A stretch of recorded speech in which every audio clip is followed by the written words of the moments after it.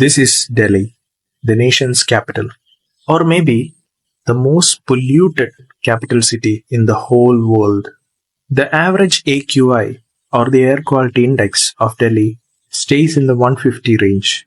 But these levels can spike up so high during October to December months. This scenario is not only about Delhi. If we consider the world's top 30 most polluted cities, 21 of them would be from India. The major sources for pollution in Delhi are due to vehicle exhaust from heavy industries such as power generation or even other factories, stubble burning by farmers in the nearby states. The situations can get so worse that you won't be able to see each other even on a normal sunny day. But the Delhi government has really stepped up their game. They have installed anti-smoke guns at large construction sites, processed liquid solution for farm fields to prevent stubble burning, implemented hotspot specific action plans to contain pollution, and even provided subsidies for the adoption of EVs. All these steps might bring about a temporary relief to the present scenario, but it's not a permanent solution.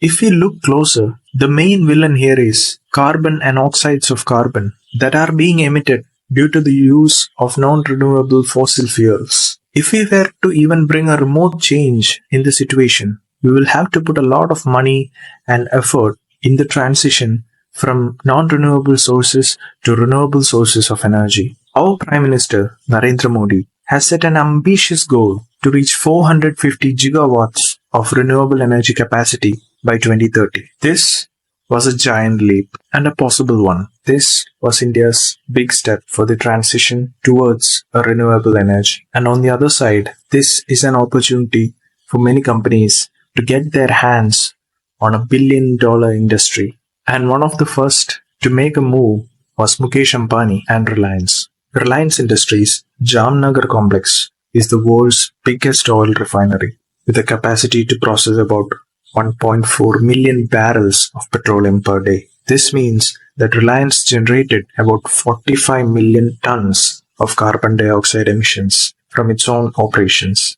which puts the company among the top emitters in India. So when someone like Mukesh Ambani initiates a transition towards renewable energy sources, it's very much welcome.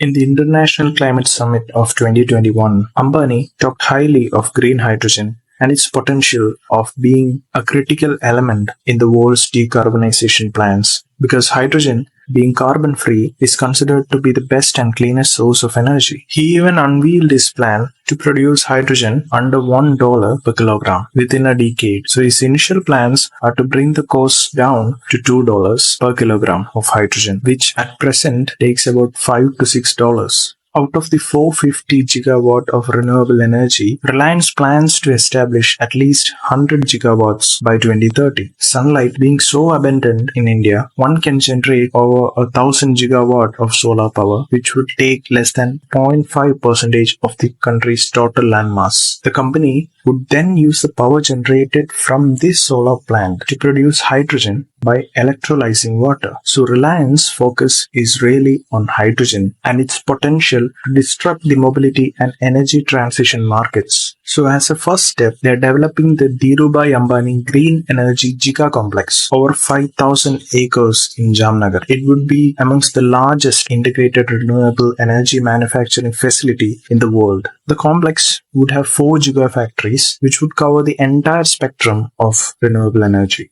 The 4 gigafactories will comprise an integrated solar photovoltaic module factory, an advanced energy storage battery factory, an electrolyzer factory for the production of green hydrogen, and a fuel cell factory for converting the hydrogen into motive and stationary power for further use. So they are planning to invest about 75,000 crores in all these initiatives. The Mukesh Ambani's ambitious commitment is to make Reliance a net carbon zero company by 2035. Now, all the fairy tales aside, to produce 1 kilogram of hydrogen, you require 39 kilowatt hour to 48 kilowatt hour of electricity So if you plan to produce such humongous amounts of solar energy, which by itself is renewable, why would you want to spend a large amount of it for the process of electrolysis to make hydrogen? Secondly, the storage of hydrogen itself is a costly business. And on top of that, to obtain electricity from hydrogen gas, it has to be conveyed to fuel cells, where it combines with oxygen and results in a chemical reaction that generates electricity and heat. And finally, the most important parameter, the requirements of huge amounts of water for the process of electrolysis.